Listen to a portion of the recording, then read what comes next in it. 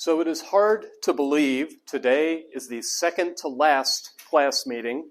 So when you get in your trios, and today there will only be 5 of them, because there are 15 of you, this is the last time you are going to submit questions. So ask me some good ones. The questions from 2 weeks ago about social support and comforting people. Since Japan has less emotional social support, does it mean that Japanese emotions have been released from another perspective, or still suppressing emotions until they burst out? So my answer to that has about 3 parts. The first part is suppressing emotions until they burst out. That relies on an understanding of emotion that increasingly from research we are realizing it's mostly wrong and definitely too simple. Emotions are not a volcano. Emotions are not a pimple. They do not swell and swell and swell until they burst. It is true, some emotions may be uncomfortable, and people may find ways to cope and ways to manage them. And there might be days when you feel not very strong, not lots of willpower, and those ways of managing might fail. And you might respond to your own emotions poorly on an occasion. But the idea that you bottle up your emotions until either you express them or you explode, that's something that we have experimentally tested. If you were to do a search for the venting hypothesis, you would find that research over and over again challenges to the point of disproving the idea that venting your emotions makes you feel better. Actually, when you have very powerful negative emotions and you express them loudly and emphatically, the negative feeling tends to get stronger. So venting as an idea of how emotions are managed is something you ought to be a little bit skeptical of. That's the first part of my answer. The second part, Japan has less emotional social support, but instrumental social support, problem-based social support, which is what we talked about, which Japanese people practice more often, that does help with emotions. It's just not explicitly aimed at them. When you offer someone help solving their problems in periods of extreme stress or unhappiness, you're taking burdens away, you're showing care, you may be relieving anxiety. It does help with emotions, it just does it differently. And the third part of my answer, I don't have time to do justice to, but the research we've talked about all semester, individualist versus collectivist, independent versus interdependent self-construal, all of that research shows people experience emotion differently depending on how they understand what a self is. So an emotion could be something that happens inside you. That tends to be the reported experience of people with independent self-construal. Or an emotion could be something between people. You feel closer, you feel more distant. You feel more similar on their wavelength, or you feel confused and out of sync. You are called on to show certain feelings, and that is you performing your role, or you miss an opportunity, and then you don't fit your role very well. And American and European researchers of emotion with a severe weird problem have reported in the past few years that they've had to start allowing room in their research questions, and now we will have 6 trios. They've started to have to allow room in their research questions for the idea that if an emotion is not a good emotion for that moment, you just make it go away. Because people with interdependent self-construal so consistently report, well, I decided not to feel that way. Which is a weird sentence if you're from an individualist country where you're brought up to believe I can't help how I feel. So, not a complete answer, not an answer that really solves the problem of that question, but as much as I can say about a very good question. Okay, if Jesus doesn't know why he is suffering, are there any opportunities to know why he was suffering in the future at heaven? I think that question is based on I was not as clear as I should have been. When I talked about what is the cognitive reframing that mature Christians use with one another, part 2 of it was there's not always an explanation. The word always is important. Sometimes there is.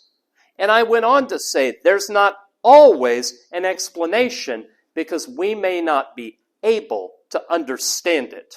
And my illustration was a baby getting its shots to keep it healthy. It can't understand that that's what's best for it. It only knows that's what hurts. Now, in Jesus' case, first of all, Jesus is God. He is part of the Trinity. There's nothing that he can't understand. Second, he did understand. In the Gospels, in the story of Jesus' ministry, over and over again, he explains to the disciples, I have come to suffer so that you can be restored to your relationship with God. He understood it completely. So the premise of that question, will he in the future know? He knew already. He even explained to everyone around him why it would happen. And when I say there's not always an explanation, sometimes there is. All right. Why do Japanese funerals give money instead of showing emotion? In addition, why did the culture become one in which non-family members pay for it? So I've said at past class meetings why questions about culture are hard to answer. And sometimes the answer is, well, that's just how it is. I went looking for this particular practice, condolence money. I did not find anything with scholarly rigor. I did not find any anthropologists or historians, but I did find some explanations that seemed reasonable. If I get some of the details wrong, and you know the details, in advance I ask your pardon. But this was the explanation I came across. It was, in the past, a Buddhist teaching that death brought kegare, uncleanness. And uncleanness could be contagious. And so a practice the neighbors would do when there was a death in the family, they would bring the family members food. They would leave it outside the house because then the family could eat together and they didn't have to go out into the neighborhood and spread the kegare, the uncleanness. This practice became so established and so traditional that at some point, I think we're up to 7 trios now, which is good. The more, the better. So at some point, giving money became more convenient than giving food. In the exact same way, most charities, after natural disasters or even just collecting for the poor, they'll accept your donations of food, but they'd rather have the money. Because with the money, they can find exactly the food that will help the people they serve in a timely fashion. In a similar way, the tradition of food became a tradition of money. And apparently, I have read, the practice today is so widespread that it's not only practiced at Buddhist funerals in Japan, but also Shinto and Christian funerals. It stopped being just a religious teaching, and it became a way of comforting. So that is my best attempt at explaining that practice. Will imposing the Western way of performing social support in Japanese society backfire? Emotional support in societies that practice problem-solving social support. Now, this is a very good thing for me to try to clear up. I am absolutely not saying that the Western way of comforting is better and should be adopted universally. That would be like me coming here and saying, when you see someone first thing in the morning, you should not say "Ohayou gozaimasu," you should say "good morning," because good morning is correct and "Ohayou gozaimasu" is wrong. And that's stupid. I would never say that. Between two Japanese speakers, "Ohayou gozaimasu" is correct. And between two people raised in Japanese society, problem-based social support is familiar, it's natural, it reminds people of what they've seen other people in the community practice. Now, to answer this question directly, if you tried to impose emotion-based social support on Japanese people who are accustomed to problem-based, would it backfire? I think yes. Before I came to Japan on 2 occasions, in 2016 and 2018, I spent 3 weeks in Cambodia on a summer trip with my university. One day, I taught little 1-week classes, and one day, one of the students in my 1-week class talked about a really frustrating relationship she had with someone she lived in a house with. And I said, well, what if you went to them and you described the problem like this, and you told them how you were feeling, and you made the request what you would like them to do? I walked her through basic assertiveness. And she looked at me as if I had lost my mind. And she said, why would I do that? They wouldn't understand that. That would just make them angry. And it was a good lesson for me. It didn't fit. She had come saying, I need help dealing with this. So I adopted an instant weird problem. I said, this is what I teach my Western, educated, industrialized, rich, and democratic students. Give it a try. And she told me, wouldn't work. So would it backfire? Probably. All right.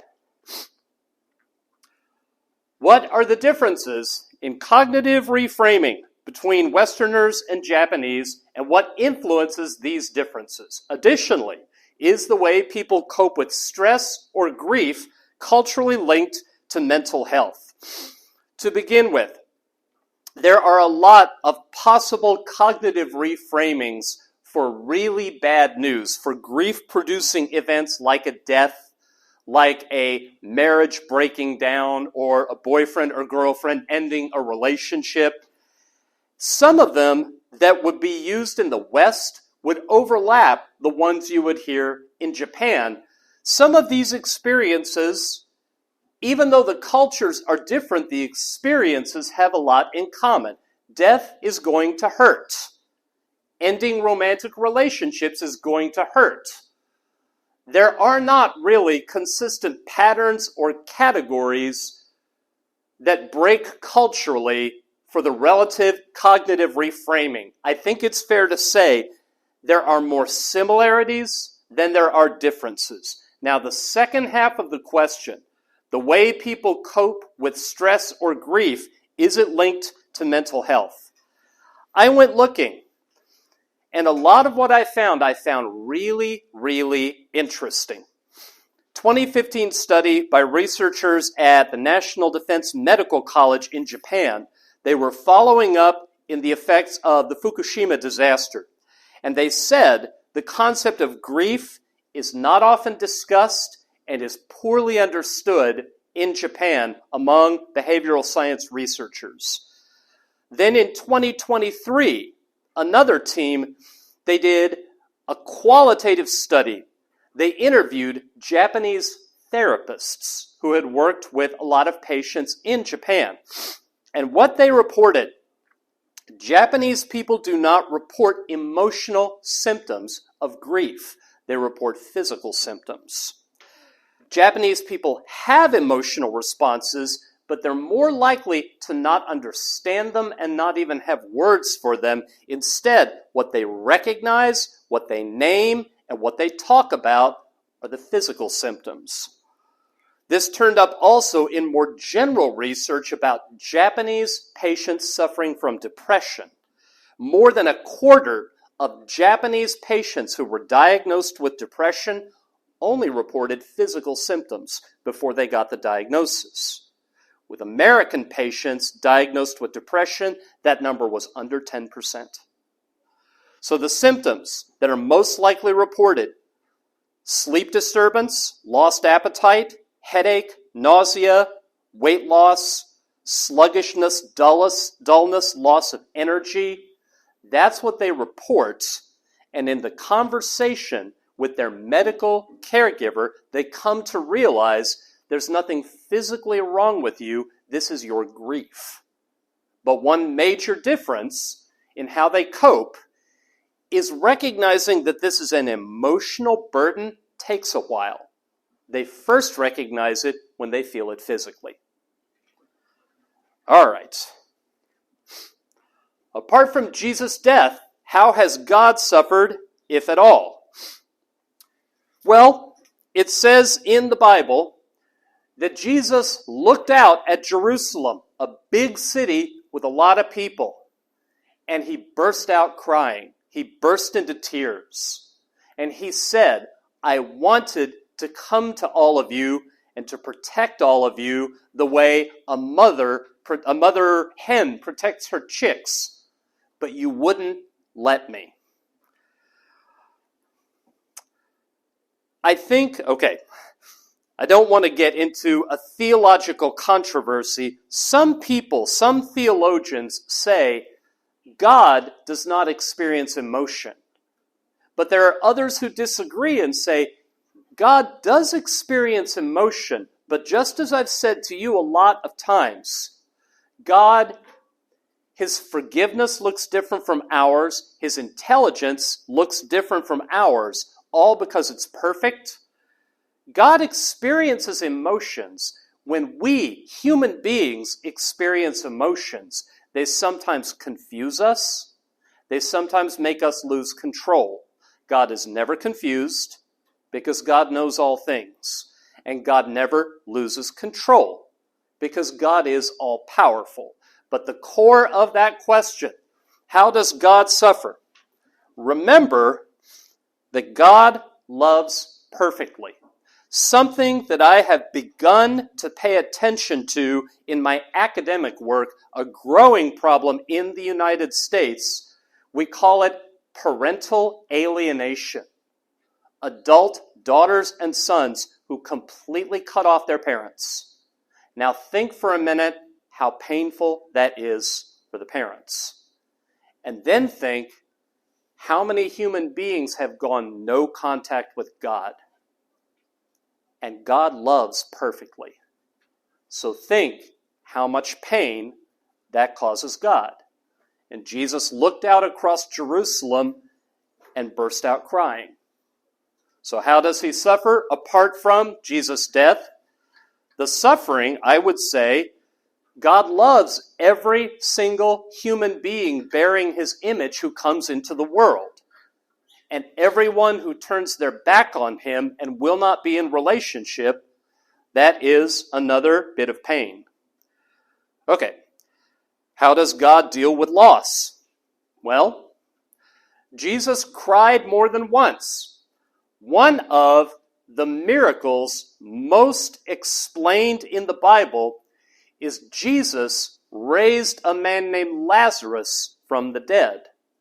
Now, it is a church tradition that Jesus actually knew Lazarus and his two sisters, Mary and Martha, and was very fond of them, liked them a lot. And when Jesus came to Lazarus' tomb, the Bible says, again, on a separate occasion, he burst out crying.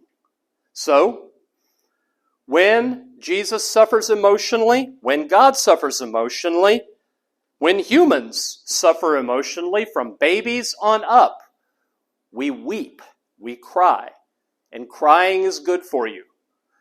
I have a line I have used on students of mine for years. They will sometimes come to my office and it's a stressful semester and they just can't take it anymore and they break down crying. And they always apologize because they feel embarrassed. And I tell them, crying is sneezing. When you sneeze, it's because you needed to. When you cry, it's because you needed to. So, Jesus coped with it visibly by weeping over it. Last question. What is the connection between suffering and forgiveness in the Christian faith? In the first place, the love that God showed everybody, says the Bible, was very, very costly. It was not a matter of God said, "Oh, you goofy kids, okay, everything you did is fine with me." God did not roll his eyes and smile and say, "I'm back in a good mood." God hates wrongdoing as much as God loves people. Every bit. So God's wrath against wrongdoing had to be accounted for, and it was accounted for in Jesus' suffering. Now, when we learn what it cost him to forgive us, what the Bible teaches is that should inspire us to forgive others. It should, out of gratitude, it should, out of wonder and awe, motivate us to want to please God, to repay, to show gratitude, to honor God's heart by forgiving others. There's an old illustration. If you came home one day and your friend said, "Oh, while you were out, there was a bill that you needed to pay and I paid it for you," you would know how grateful you should be by how big the bill was. If it was just a letter that came in the mail with not enough postage and it was 2 yen, then no big deal. But if it was a bill that was millions and millions of yen and you could never afford it and they went bankrupt and paid it for you, then your gratitude would be enormous. That is the connection, the amount of suffering Jesus endured for us, and that Jesus taught, "I did this so you could be forgiven, and what I want in return is for you to forgive others." That's the answer to that. All right. If I had not gotten sick last Tuesday, we were going to have today's topic last week. And in that, then today we were going to have a different topic, and I'm going to tell you what the two topics are and why I chose to keep the one that I did and get rid of the other. And then you can get in your trios for the first time. Last week, we were going to talk about why Donald Trump. Why did Americans elect Donald Trump president? And specifically, why did 90% of white Christians vote for Donald Trump? Because there are Christian teachings, and then there are specific things about Trump that make that not make a lot of sense. That was going to be last week's topic. This week's topic was going to be health communication. How do you talk to your doctor? How does your doctor talk to you? How is that different in Japan from in the United States, and what are the Christian influences? 2 weeks, one of which I lost because I got sick, and I thought, which of those shall I keep? And I dumped health communication, so if that fascinates you, I'm sorry. You can come to my office next week and we can talk. But after you reintroduce yourself to your trio, we are going to talk about Donald Trump and why white Christians in the United States like him quite so much. So if you will, I'll give you about 5 minutes. I will pause the recording. If you will go and sit with the other people in your trio.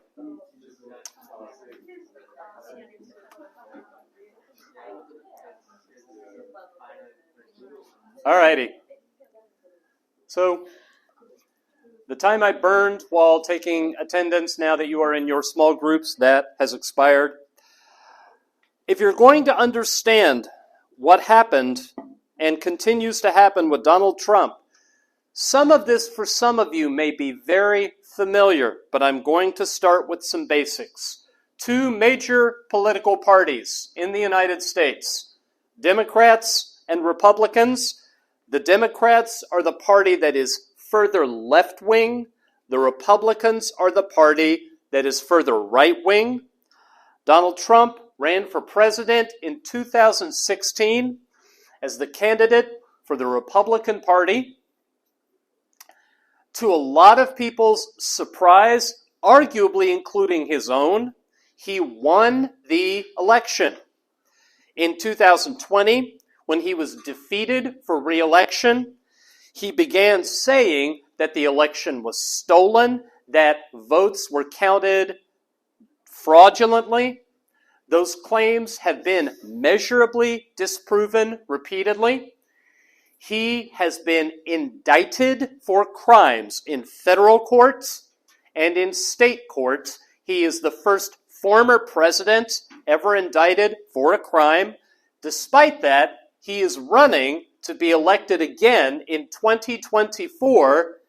He is leading the race to become the Republican nominee.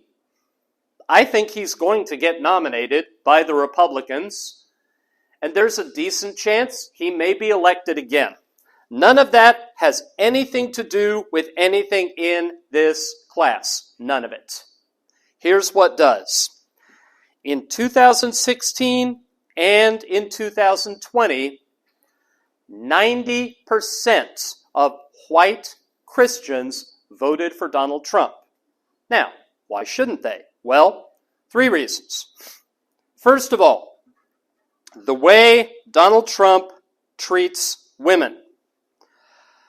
Donald Trump was married to a woman named Ivana, then cheated in his marriage with a woman named Marla Maples, divorced Ivana and married Maples, then cheated on Maples with, what is her name? His current wife.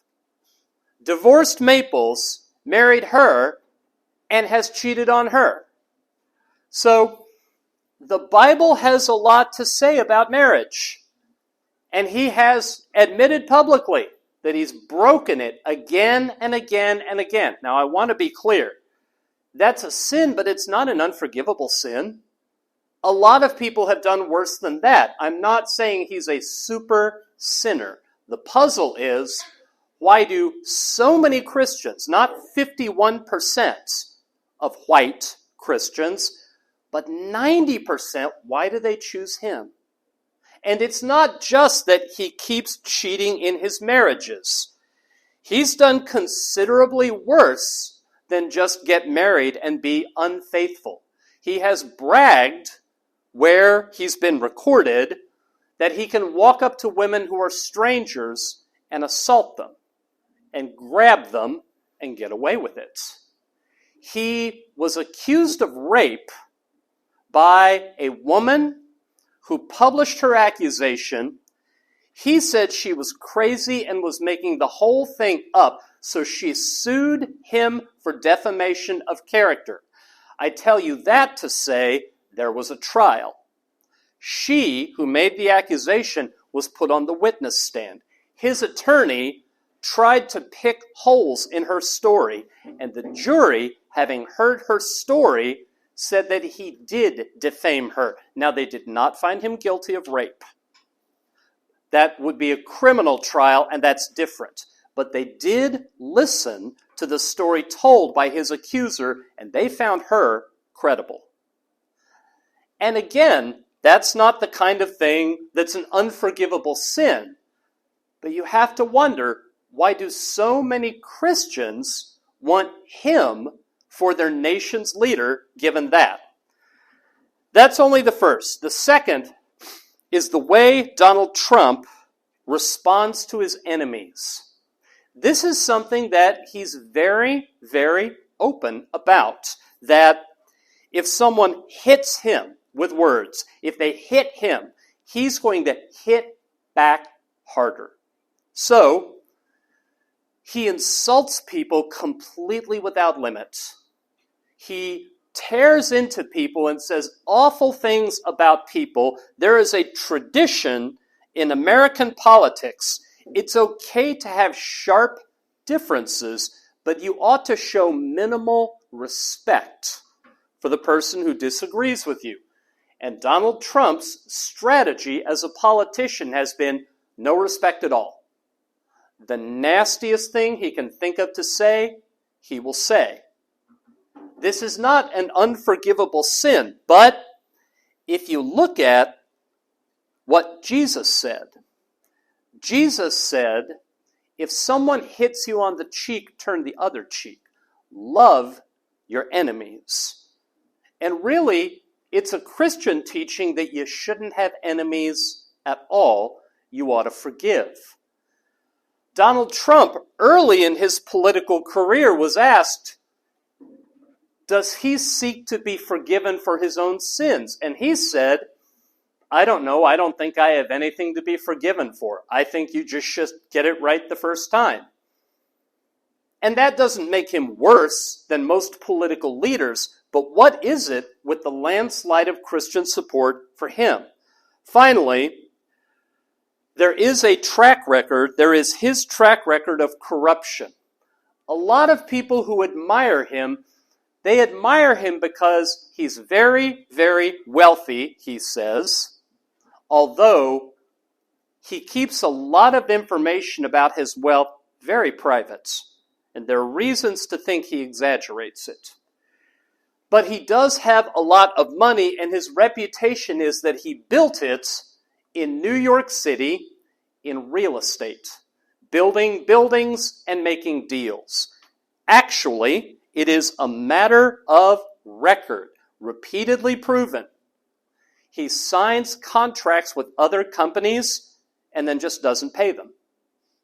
Not once or twice, over and over and over and over and over and over again. Very common practice on his part. When he was president, 2016 to 2020, there was a long series of easily proven episodes of resources being diverted to where they shouldn't have been. He has a long history of lack of integrity. And a lot of politicians do. I can't single him out for that. But that also should be a reason that Christians would have at least a problem with him being their candidate. So those three reasons: how he treats women, both in marriage and out, how he talks about people who disagree with him, and he attacks them and treats them as enemies, and he also has a long and very consistent record of lacking integrity. That's the puzzle. Given all that, why was he the choice of Christian voters in a way that really no presidential candidate has been in as far back, I think, as we've kept data about it? I mean, I don't know how many of these names will sound familiar to people in the room, but Ronald Reagan did not get that kind of response from Christians. George W. Bush did not get that kind of response from Christians. Both of them tried to and didn't, but Trump did. So this, when I developed this class, was something that I knew needed explaining. The first part, probably the biggest part, not the whole explanation as you will see, but the biggest part of the explanation.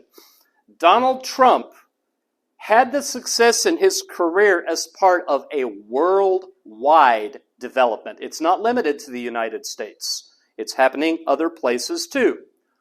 Populist leaders.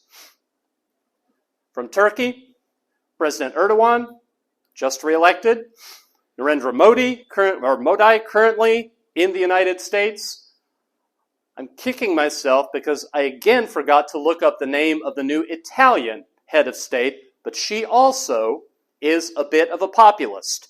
Now I left room, the space on the right, because a lot of political scientists would say Japan is fairly immune to populism. And if the word populism is not familiar, I'm about to define it. I'll get there. But they say populism mostly does not work in Japan, except the late Shinzo Abe had his moments. He had times when he operated as a populist. And a lot of the research says populism does happen in Japan. It mostly is practiced by mayors and regional governors, not candidates for prime minister. So, what do we mean when we say populism? A politician who uses a populist strategy typically can be recognized by the following traits. The common people are good, and the elites are bad.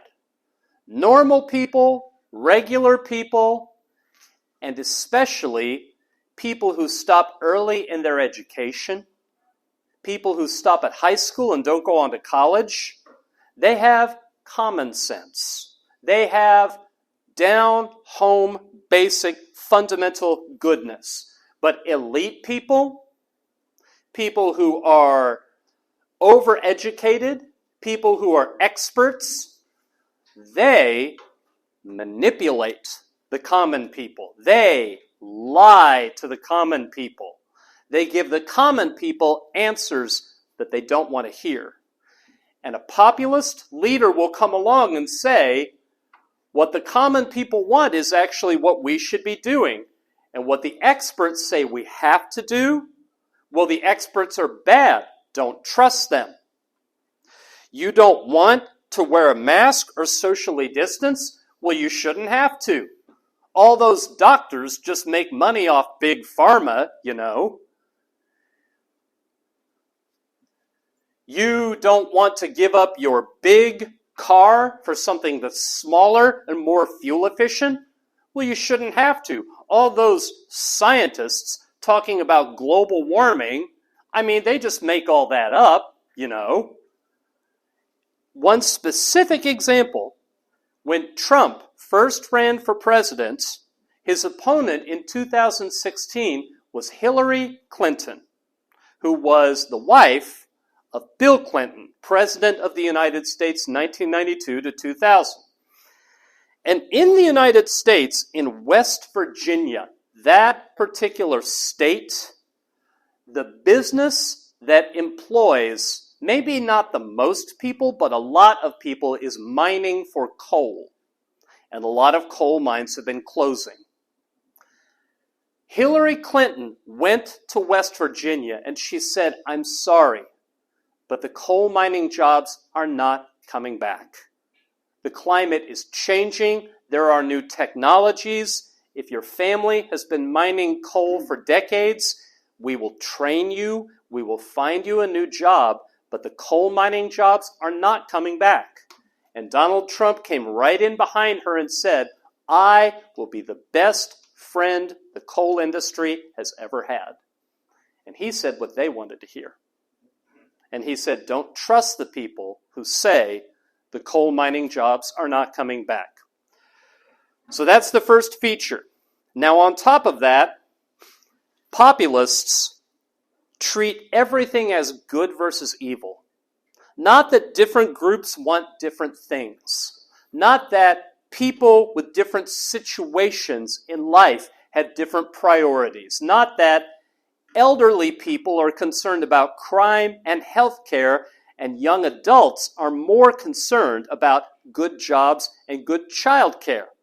Those are two factions it might be difficult to balance if you're a politician. But you can get your voters out if you say one or the other of those is evil. They're the enemy, you're the good guys. And I'm on your side, and we, as the good guys, will fight against the bad guys. And when we win, good beats evil. And when populists are skillful with that, they get a flood of support, highly motivated voters.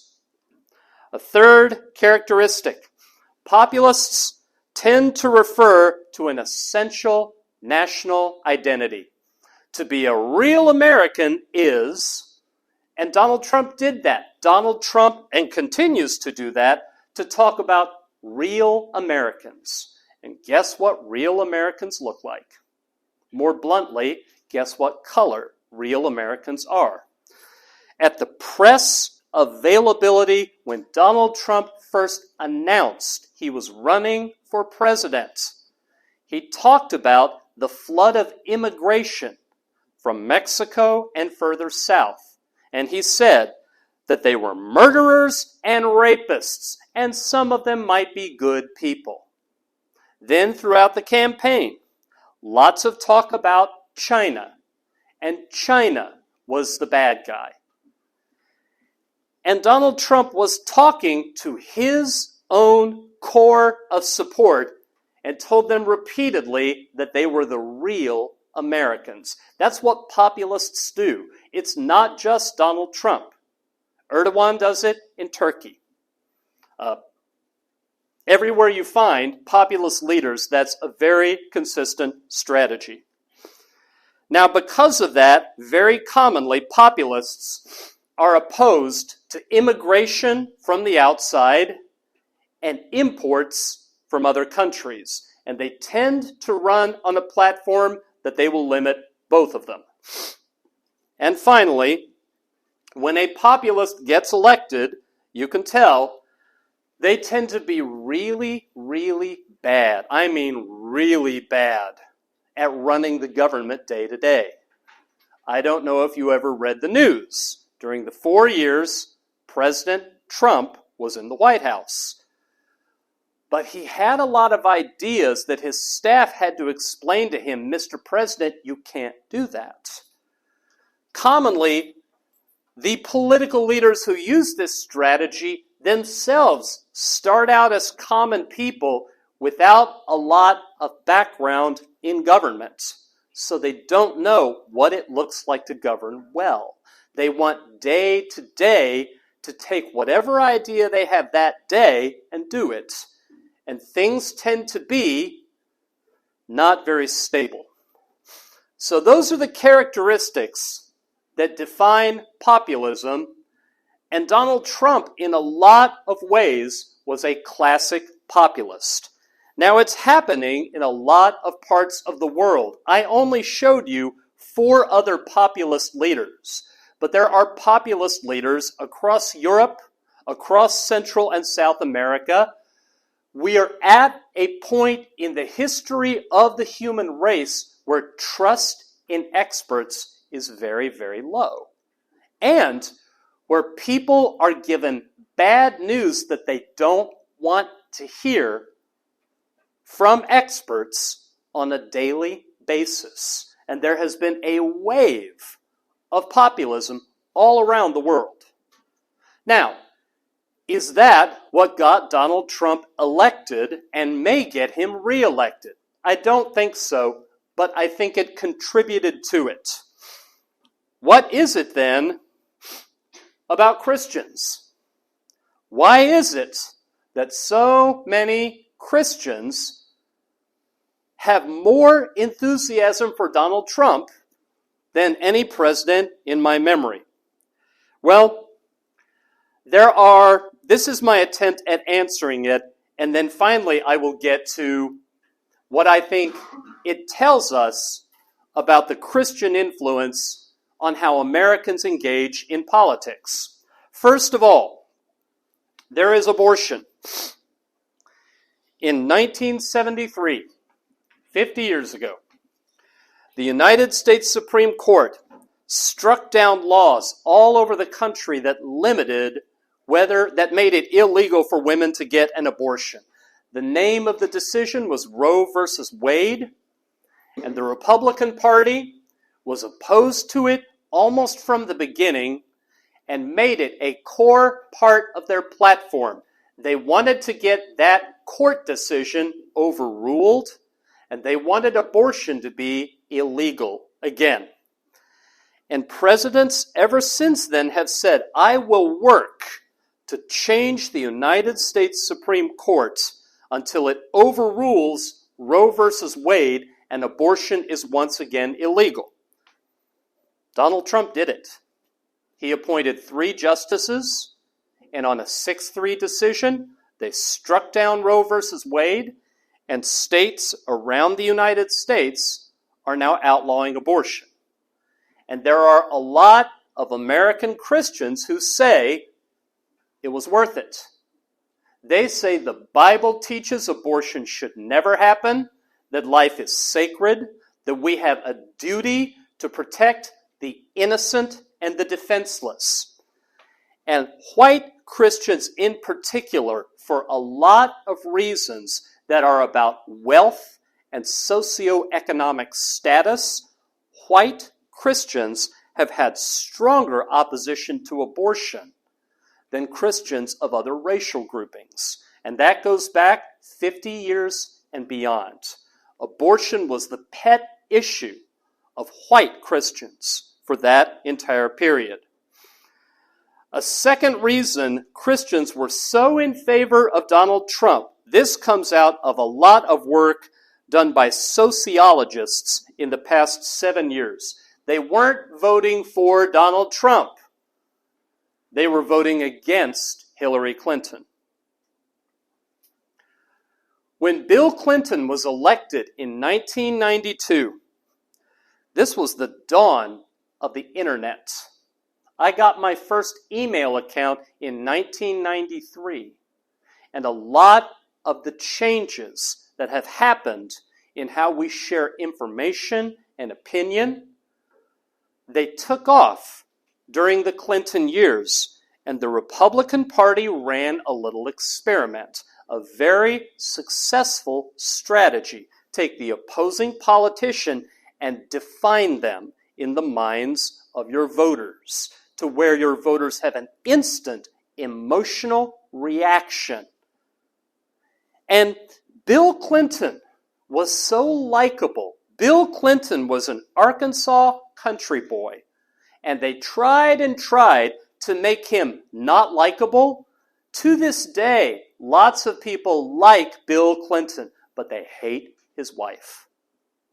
Because that early experiment, do a couple of searches for Hillary Clinton and the way Hillary Clinton was the enemy to Republicans in the 1990s.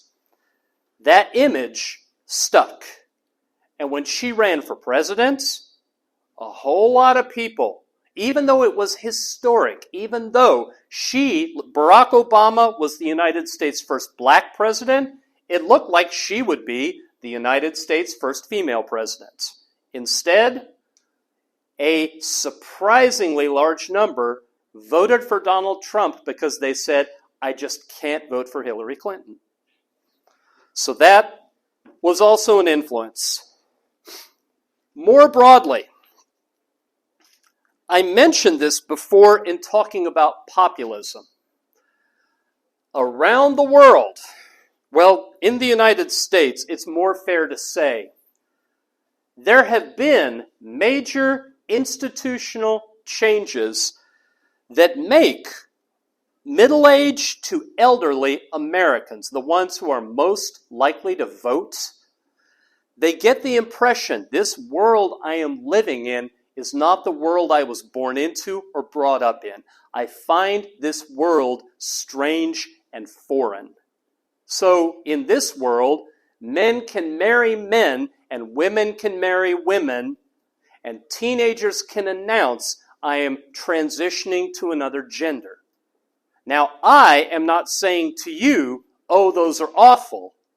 But in the United States, middle-aged to elderly voters, they were very ready to hear Donald Trump's slogan, which was, Make America Great Again. Go back to how it used to be. How it used to be was recognizable. And that particular form of populism, the experts tell you that it is discriminatory for only men and women to get married. Well, Donald Trump's voters didn't want to hear what the experts said. They wanted their own discomforts to be what dictated what the law was. Then there is the obvious one, and I've said multiple times, the voting bloc that got Donald Trump into the White House was white Christian voters. Christians of other races. I'm not saying they didn't vote for Donald Trump at all, but the numbers were far lower. In the United States, we are, I think it's supposed to be by 2050, that white people will numerically be the minority. And already there are a lot of institutional changes in hiring, in college admissions, to where being white is not the advantage it was. And it really is true for a long time if you were white and you stopped with a high school diploma, just graduated from high school, you could get a good enough job that you could buy a house, you could raise a family, and you could be secure. And people alive today remember that that's what their parents did, and their grandparents sometimes were quite wealthy, worked in a factory, had good pay and good benefits. But in 2023, in the United States, if you stop at high school, you're barely going to have enough money to not live on the streets. And the group that has suffered the most from that are white people. In the past, they used other racial groups as their scapegoat. They blamed a lot of things that went wrong on other races. They comforted themselves that they were better off than other races. And in hiring practices and college admissions practices, they were. Today, their belief, because there are measures in place to try to make hiring more fair, to try to make college admissions more fair, they believe they have become the victims. And they feel threatened. And Donald Trump's appeal went straight to that. And that made them feel, the most fair way to put it is they recognized him as their tribe. That he was part of their group. That he had, you remember we talked about good versus evil. That he was gathering to himself his team.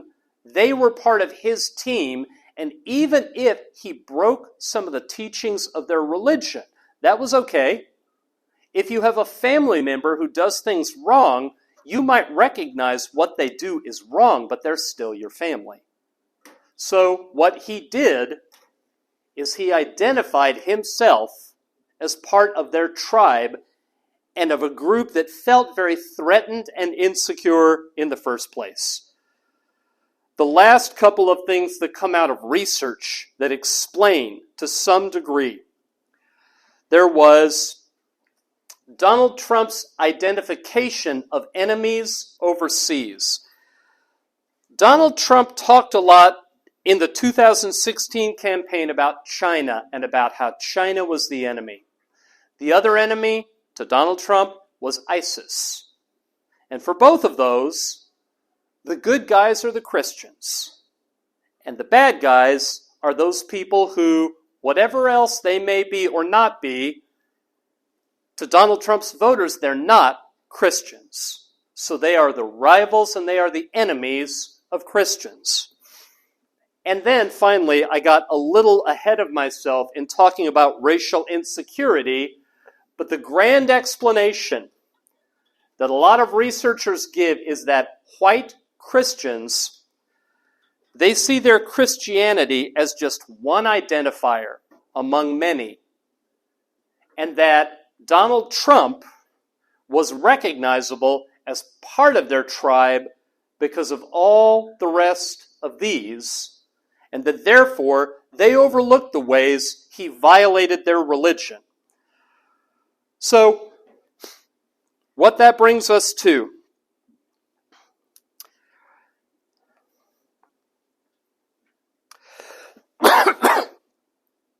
the influence, and actually the influence going the other direction, how this is explainable given Christianity and Christianity's influence on the United States. And here, the one I want to tell you about is Peter. Peter is here. Peter is here. Peter was one of Jesus' apostles. But not just any apostle. He was the leader of the apostles. Over and over again, he was the one who spoke up first. By Catholic tradition, Peter was the first pope. And the pope today is the pope because they inherited their authority from Peter. So you might think Peter was a really, really good follower of Jesus who got everything right. But I have two passages I want to play for you. One of them we talked about the last time the class met, when Jesus was in the garden praying and asking God if it would be okay if he could not go through with what he had come to do.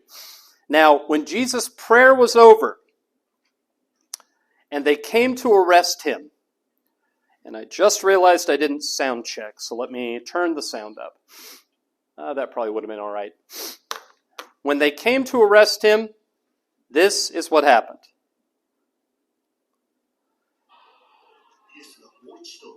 誰を探しているのかと問われると彼らはナザレ人イエスをと言った。イエスは答えられた。私がそれだと言ったではないか。私を探しているのならこの人たちは去らせなさい。これはあなたがくださった者たちのうち私は一人も失わなかったとイエスが言われた言葉が成就するためであった。シモン・ペテロは剣を持っていたのでそれを抜いて大祭司のしもべに切りかかり右の耳を切り落とした。そのしもべの名はマルコスであった。イエスはペテロに言われた。剣を鞘に収めなさい。父が私にくださった杯を飲まずにいられるだろうか。So Peter saw that Jesus was being arrested. And Peter thought that people ought to treat Jesus with reverence and respect. And I agree, people should treat Jesus with reverence and respect. So Peter pulled out his sword and attacked the ones who were arresting Jesus. And Jesus said, no, you're not to do it that way. And in the other Gospels, they even provide the detail that Jesus picked up the servant's ear, put it back on, and healed it, telling Peter, you don't fight against wickedness in the world with physical force if you want to be my follower. Now, the lesson here is that Christians, even Christians that are being raised up to be the leader, that we have this awareness of right and wrong and this powerful temptation to fight it. But Jesus said, don't do that. And we have to grow and we have to mature to the point that we can trust that God is at work in slow ways and subtle ways that we might not see. But even Peter fell prey to that temptation. So what are Christians doing in 2016 and 2024 supporting Donald Trump? They see things that they think are wicked, and they want to fight them by voting into power someone who looks strong and tough, who will insult people, who will fight dirty. And I'm not making that up. Those words come out of the mouths of Christians who vote for Trump. They say, we want someone who will fight for us. And that's exactly what Peter did, but Jesus told him no. One other passage, just very briefly. This is also about Peter. And let's see, bump.